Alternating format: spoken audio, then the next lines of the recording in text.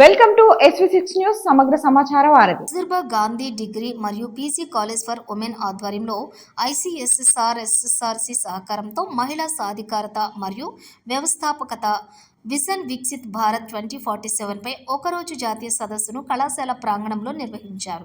ఈ కార్యక్రమానికి ముఖ్య అతిథిగా విచ్చేసిన ICSSR SRCOU director professor B Sudhakar Reddy మాట్లాడుతూ, భారతదేశాన్ని అభివృద్ధి చెందిన దేశంగా మార్చడానికి విజన్ వికసిత్ భారత్ 2047 పేరుతో ప్రభుత్వం పెట్టుకుంది అని, ఇందులో మహిళల పాత్ర కీలకమని ఆయన అన్నారు.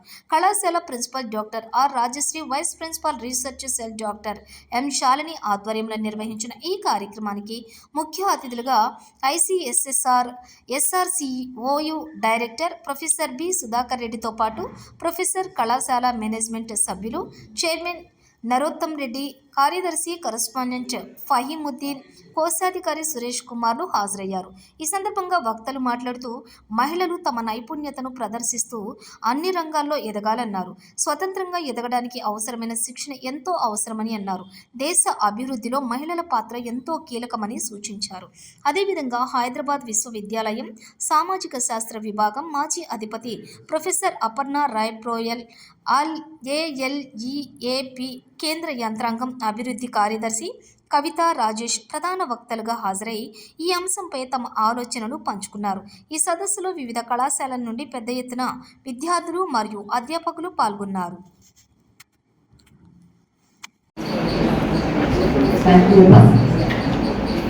Good morning to all esteemed guests, dignitaries, speakers, faculty members and students.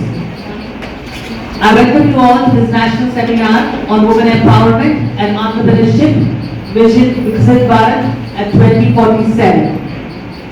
At the outset, I welcome our chief guest for today, Dr. P. Sudhakar Reddy Garu, Director ICSSR, for accepting our invitation.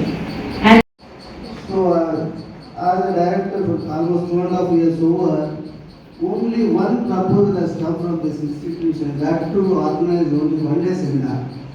I was so surprised